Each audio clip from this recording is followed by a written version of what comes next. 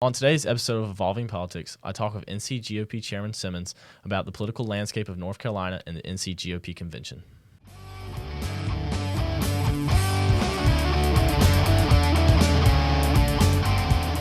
Welcome. Well, appreciate you having me today. Thank you. Of course. So how did you get started in politics? Well, like everybody, you just show up. You show up and you show a little bit of wherewithal and follow directions and show some ability, and then they keep asking you back. So that's kind of my start.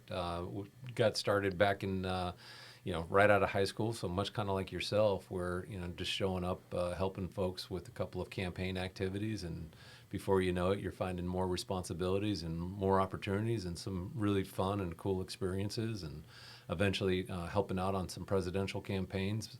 And before you know it, you're sitting here with you. Okay, well, back to you said you got started in high school. What campaigns were you working on, or how are you getting started? Sure. So these were some ballot initiatives. My father was military, and we were living in California at the time. And so it was helping with some ballot initiative and ballot access activities, and out there, earning some money for prom and getting ready for, for those types of activities, and spent a few months being able to help out on that activity. And again, you catch the bug, and before you know it, you're in the middle of it. You're enjoying it. You're having fun. And you're really seeing that you can make a difference. And so it was really encouraging, especially at that young age, to see the impacts that you can have. Right. Would you tell me about your role with the North Carolina Republican Party? Sure. So currently the state party chair. Was fortunate enough about a year ago when Chairman Whatley, who was the previous NCGOP chair, was asked by President Trump to then serve as the RNC chair. And so when he went up to Washington, D.C. to serve in that capacity, President Trump had requested that I stay here in North Carolina and continue in that stead and serve as the state party chair. So I was fortunate enough about a year ago, a little more now, to be elected as the state party chair and up for re-elect today. But the primary role of the state party chair is, again, to make sure our party, both at the state as well as the county levels, districts levels, are ready to support our candidates. And whether that's, raising money, working on our infrastructure, so especially building out our 2,600 precincts across the state, making sure that at the county and district level, we're ready to support our precincts. So building up that army of precinct volunteers who are active and involved, making sure that they're engaged to go out, recruit, train, and deploy those volunteers for getting out the vote, protecting the vote, especially as we get into election season, whether it's municipals or next year's general elections for the midterms. Okay, and you're sitting here, you're talking about how big everything is with these local initiatives. That's a lot of stuff to work with. So how are you able to work with all these local elected officials, chairmen throughout North Carolina, local chairmen? How do you work to unify everybody together? Well, and that's the big task, unity. So, when you've got a state as big as we are, so 100 counties, and like I'd mentioned, over 2,600 precincts, we have 14 congressional districts. You have a lot of people that are involved in a lot of different areas and levels. It's putting that vision forward. So from the Republican Party perspective, it's continuing to grow our party. It's reaching out. Our policies, principles, as well as our platform, are far better than anything that the Democrats are putting forward. We see what came and transpired nationally at the national level with Biden and his policies. Very disastrous, very devastating, not just nationally, but really in every community across our state, where you saw crime, fentanyl pouring across our southern border, and where North Carolina, like every other state, became a border state, where you saw our economy being devastated with inflation. So those areas where we saw nationally having local impacts really continues to drive people in their involvement and their engagement, and especially as we saw this past election cycle with President Trump. President Trump brings people out of the woodworks, people who have never been involved, never thought about being involved in party politics or in elections, coming and being involved. So it's a great opportunity for us to make sure we're reaching out to those individuals, engaging with them, giving them a reason to stay involved, especially as we've gone through this last few months.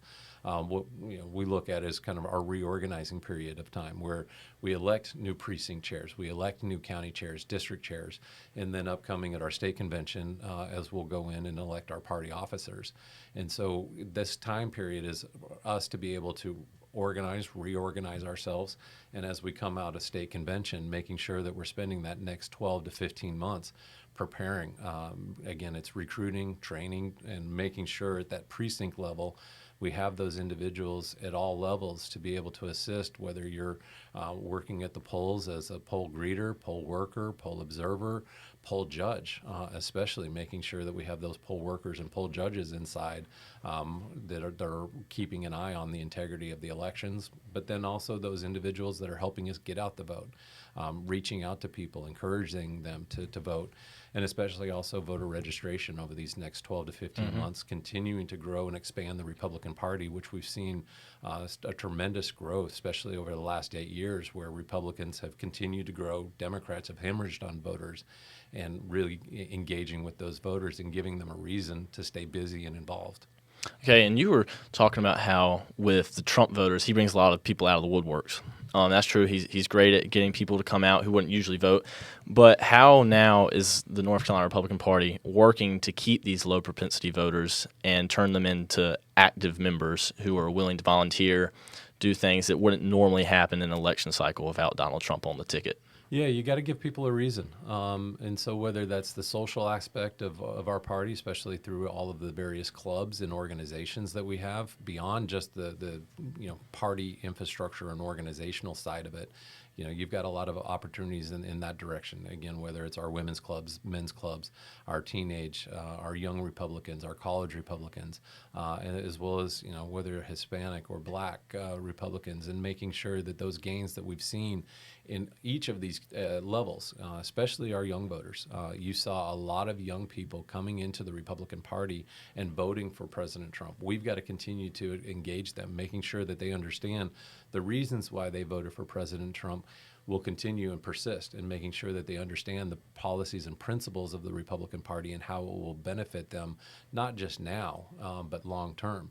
Reasons that many of them got involved were, again, they saw the devastation that Biden and his policies put in place, where for many of our young voters, it seemed as if it was out of reach for them to be able to participate in the American dream, finish school, be able to buy a home, buy a car, start a family. These activities that we all dream about when you're talking about that American dream. And for many of our young voters, it felt out of reach, where they didn't see the economic opportunities coming out of college, being able to get a job, a high-paying job. Many of them felt very frustrated with what they saw. And so it's continuing to engage with them and making them understand that, especially from the Republican policy perspective, over these last 15 years that Republicans have enjoyed the majorities at the state legislature, those policies that have been enacted at the state level helped kind of be able to offset some of that devastating impact from Biden and the economy, but you still felt it. But the policies of reducing regulation, lowering taxes, making North Carolina a great place to work, live, and retire, focusing on a family first, America first agenda, where you're talking about being able to have a high quality education and educational opportunities, where families, students have the opportunity to choose where they want to go to school, that they don't have to continue to go into the public education system that may not be suiting their needs, but giving them opportunities for other avenues to pursue their educational experience. Making sure that, again, economic policies that Republicans have put in place, lowering taxes, reducing regulations, spurring economic growth. That's where you see, especially these next half of the decade, North Carolina is projected to be the 7th most populous state, where we're number 9 today. That growth is going to be tremendous over this next half of the decade. So how does our policymakers, as well as from the party side, prepare for that growth? How do we reach out to those voters, especially those voters that are coming from out of state and may have some different policy perspectives, helping them understand that those policies that they are leaving in their other states, especially the upstate area where you're talking about New York, New Jersey, Pennsylvania. People are fleeing those areas, coming to North Carolina, especially to retire along our coastal communities. And then the public safety side of it, to be able to provide those opportunities for education and economic growth.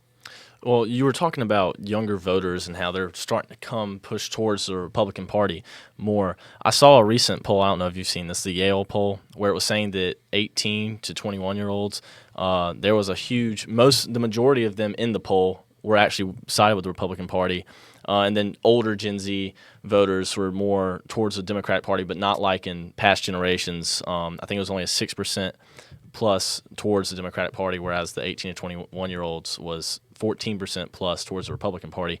Do you think we're seeing this trend because of how bad the Biden policies were? What's your take on it? Yeah, I think that's a large part of it. I mean, again, those voters in that demographic group that you're describing, they saw firsthand, what those impacts were at home. They were able to see those devastating impacts.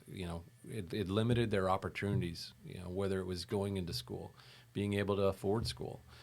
Some had to offset that, as well as just the burdens that you saw with, shutting down large-scale portions of our society during COVID, where you had education stunted, where the education opportunities during that time period, we're still living with those impacts. And so especially those young voters who lived in such a tumultuous time period, they don't want to go back to that. Mm-hmm. They see the devastating impacts of those policy decisions. And again, those were willful policy decisions where, especially from Biden's perspective, one of the first things you do is you cancel the Keystone Pipeline and take a different direction when you're talking about energy policy that drove up the cost of energy, that then drove up the cost of everything else.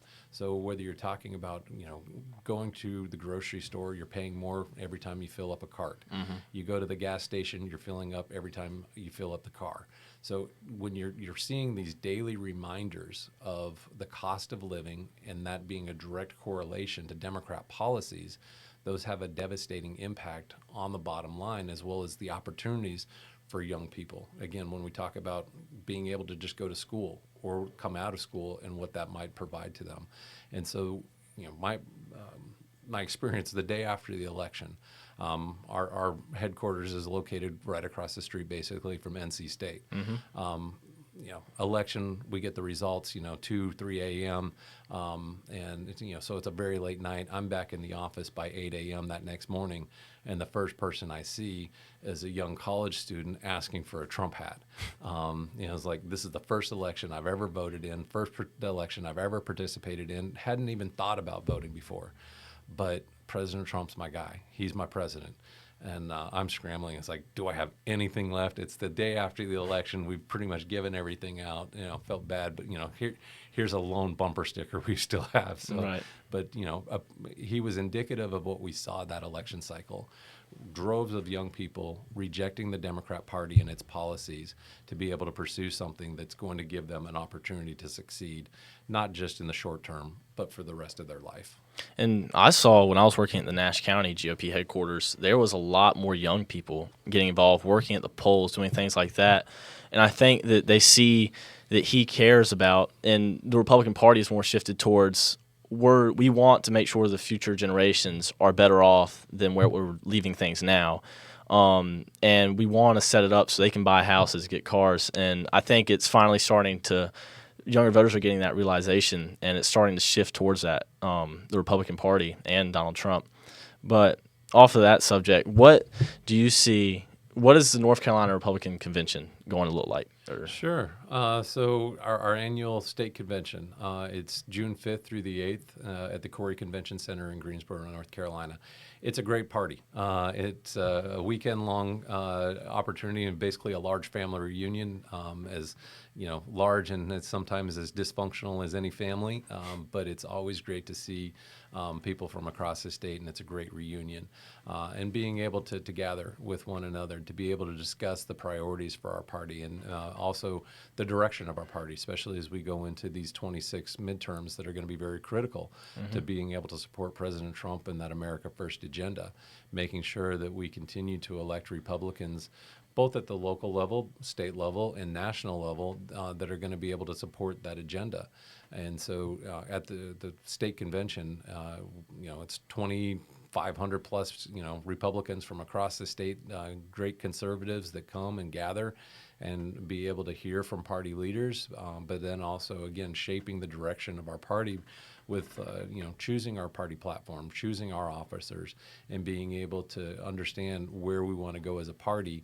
I would continue to say, continue that momentum that we've seen over the first half of this decade, where we've seen tremendous growth as a party, where we've seen accomplishments, especially winning early vote this last time for the first time ever in our party's history.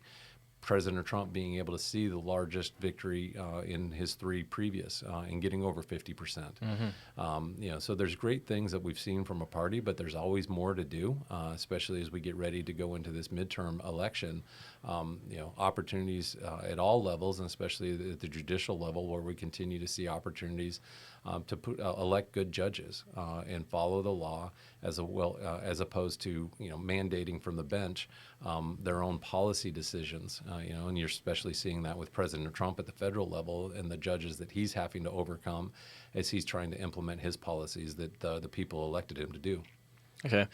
And when I think about the North Carolina Republican Convention, you're going to have a lot of different sides of the Republican Party. You're going to have people who are more conservative, you got more moderates. How do you deal with so many different factions, I guess you could say, within the Republican Party to unite, this is our goal, this is our plan, and here's how we're going to win? How does that work? Sure. End of the day, we all want the same thing. We want to win. We want to make sure that we're electing good candidates to be able to carry forward our policies and agenda. And so, while we may disagree on the margins, at the end of the day, we still agree on, majority of what we're trying to accomplish as a party. And that's, again, electing good Republicans to carry out our policies, again, whether it's locally, whether it's at the state level or nationally, and making sure that we remember why we're involved, remembering why we're engaged.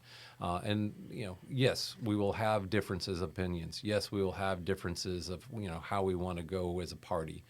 But at the end of the day, once we, come out of that state convention, much like it at a primary, it's coming together, healing any wounds, but more importantly, refocusing ourselves to those things that are going to be important as we get ready for these 26 midterms.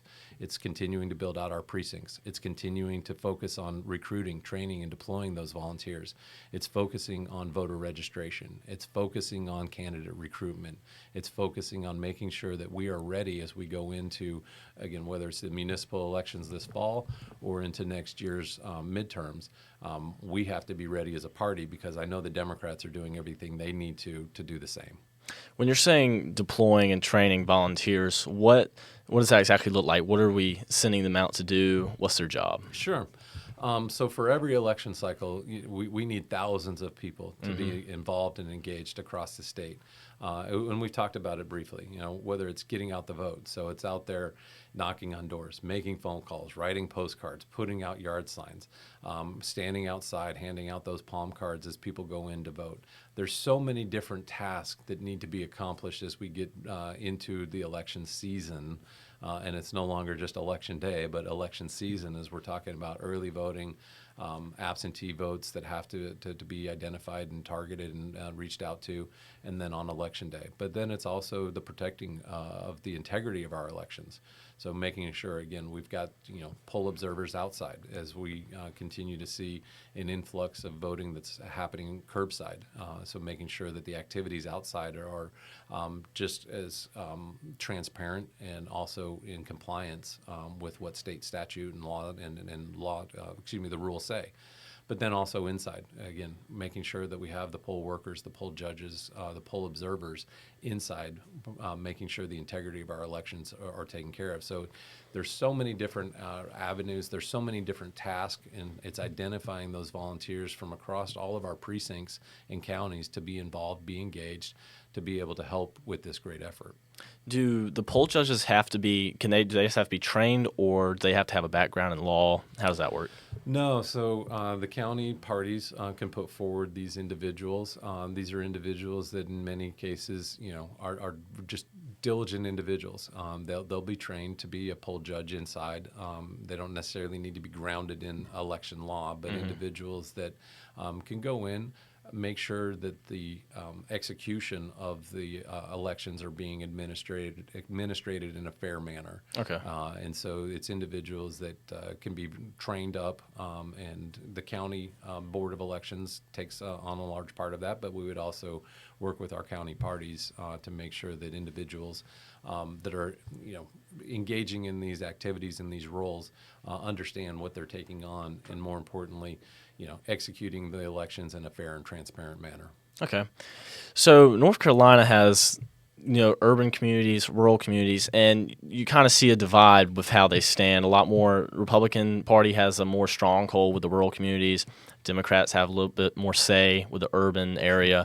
So how is the NCGOP working to keep those rural voters, but also try and get some of the urban voters to come into the party as well? Yeah, it goes back to talking about our policies. Our policies are one that crosses all lines, whether it's geographic or demographic. Making sure that people understand how the Republican policies are going to benefit and impact their lives in a way that is meaningful. And so whether it's, again, in our rural communities, and especially in our rural communities, you've had a legacy of Democrats, generational. And so it's making sure, especially with those rural voters that are still registered for whatever reason as Democrats, that they understand that that party left them a long time ago. The values of the Democrat Party no longer represent much of what we see, especially in our rural communities and rural Democrats. But then especially in our urban and suburban communities, it's engaging with them. Statewide elections are typically determined by about 250,000 people across the state. These are individuals, that can be persuadable voters, but you've got to be able to, one, identify them and be able to target and communicate to them in a manner that is going to be receptive to them. And so it's figuring out what that issue set is that's important to them, and then finding those methods of being able to communicate to them. Again, whether it's a phone call, a door knock, digital advertising, advertising on TV, mail, all of the different platforms to be able to engage a voter.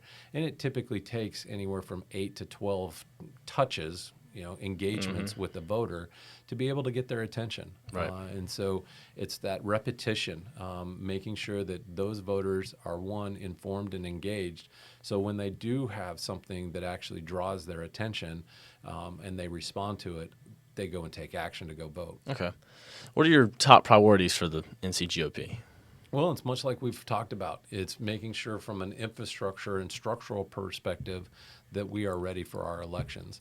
I think the Republican Party is well positioned, better than it ever has, especially when in comparison to the Democrat Party.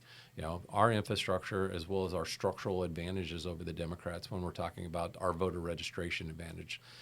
Again, I'll go back to when President Trump was initially elected back in 2016. Democrats had a voter registration advantage of 645,000. That number today is less than 25,000. Right. So you're talking about a significant shift in voter registration, so that structural advantage that Republicans have over Democrats today. And Republicans, before we go into next year's midterms, are going to be well positioned to be having an advantage over Democrats in voter registration. You still have now an influx of unaffiliated voters that we need to now be able to communicate to, engage them. Right. And so, from a priority perspective, it's continuing to focus on our structural and infrastructure and making sure that we are building the Republican Party, we're reaching out to people, we're growing the party, but then making sure from, again, that infrastructure perspective, making sure that we're recruiting, training those volunteers. When we're talking about 2,600 precincts across 100 county, that's significant. Right here, just in Wake County, where we sit today, they have over 212 precincts. That's one of the largest counties with the largest amount of precincts.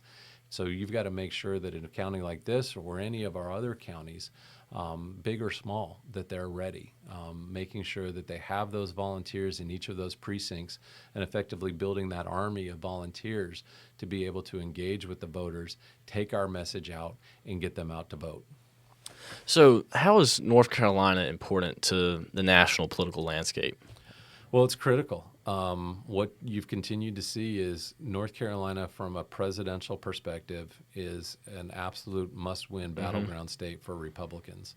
And so as President Trump has won the previous 3 times, it's set him up to be able to win in 16 and in 24 to be able to take the presidency. You've seen just this last election cycle on the national side with the legislative races, the congressional races. Those congressional wins that we experienced here, where we flipped 3 seats in North Carolina, led to the advantage that Republicans had in Congress, where Speaker Mike Johnson is able to have that gavel. Congress right now is 220 Republicans to 215 Democrats. Those 3 seats that we flipped here in North Carolina proved to be the difference in Republican control, and made sure that when President Trump took office, on day 1, he's not facing a new round of impeachments that Democrats would want to be focused on.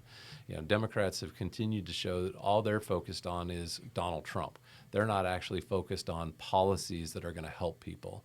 While Republican control in the legislature in Congress has made it possible for tax cuts to be able to be implemented. The SAVE Act, which talks about making sure the integrity of our elections is where we want it to be, that only legal citizens are allowed to vote, and you need to present a photo ID. Some simple, basic fundamentals when we're talking about the integrity of our elections. And so what you've continued to see from Congress is common sense legislation that is able to be passed out and make sure that, President Trump has that support. So again, from a national perspective, North Carolina's 16 electoral college votes continues to be very fundamental in any calculation for a president to be able to win. And as we talked about that growth of North Carolina over the next half of the decade, where if we are on that path, which it does, again, it looks, very much likely that we're going to be the 7th most populous state. It also means we're likely to gain 1 additional congressional seat. So it just continues to put North Carolina on the forefront of presidential politics. So going from 16 electoral college votes to 17 electoral college votes, the math becomes very important when you're trying to get to that number that you need to win the presidency on the electoral college.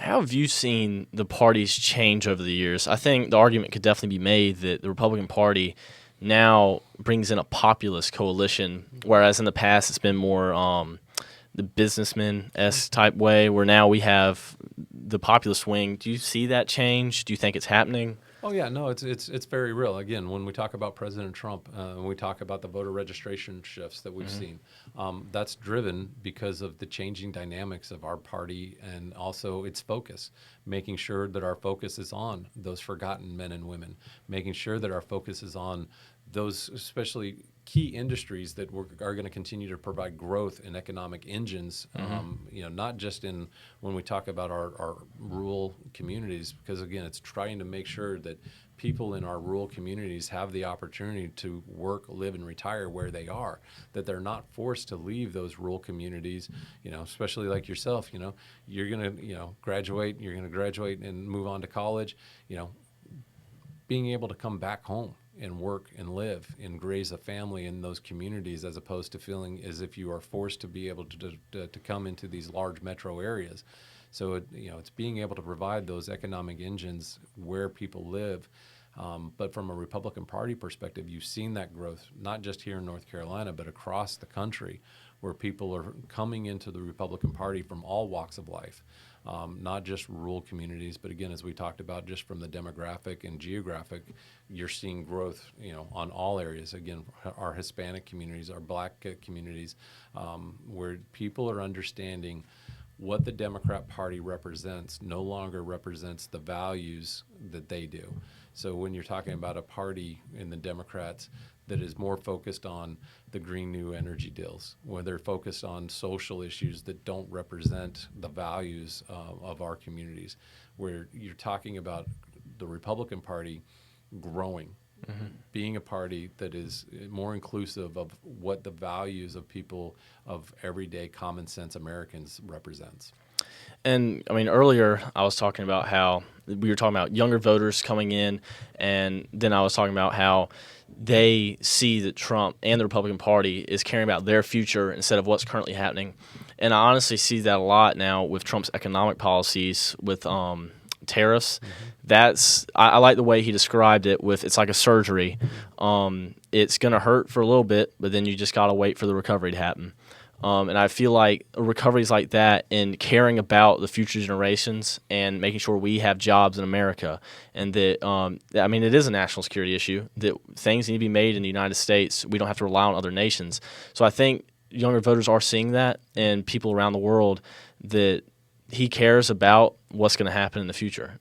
100%. And you look at North Carolina where we were, 30, 40 years ago with some of the trade deals that were enacted, NAFTA, for example. It devastated many of our communities, especially in our rural communities, where you saw wholesale industries, not just companies, but industries that left North Carolina. So when you're talking about manufacturing of, especially furniture, the textile industry, et cetera, these industries fled North Carolina because of those deals.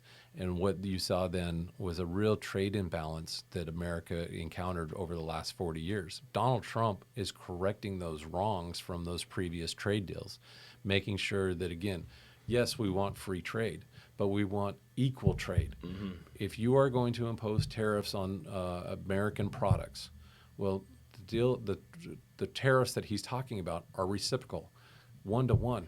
So if you are going to impose tariffs on American products, we are going to in turn impose tariffs on the same types of services and products at the same levels, making sure that Americans are no longer just being taken advantage of, but you have the opportunity to bring back, and we're seeing, announcement after announcement from companies and corporations that are bringing back manufacturing plants and industries back to the states. And you're seeing that play out even across North Carolina, where you're seeing opportunities for manufacturing growth across many areas.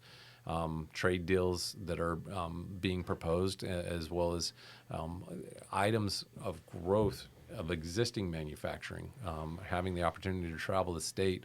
And I start talking to some of the plant managers, and they're telling me, hey, while it's not announced, we're bringing back a couple hundred more positions. We're bringing back 1 million plus a month in investments into our plant.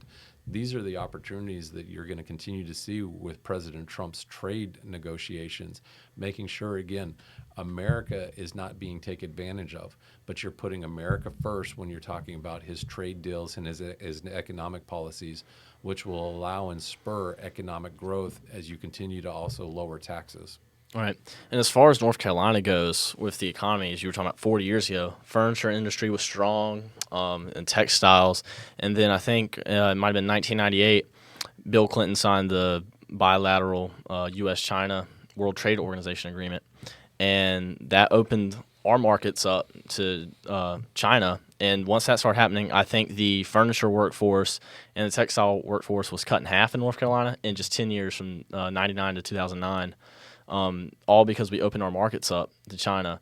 So I think he really is bringing back these jobs to the United States. It's just going to take a little while, and it's going to serve us better in the future than just continuing to allow for this. The trade's not fair because you can't have free trade without fair trade, and that's all he's trying to do. I 100% agree with you, and you've done your homework, so I commend you. Well, kudos. But well, thank you for coming on. No, thank you. I appreciate the opportunity and keep up all the good work, and thank you for what you're doing. Of course.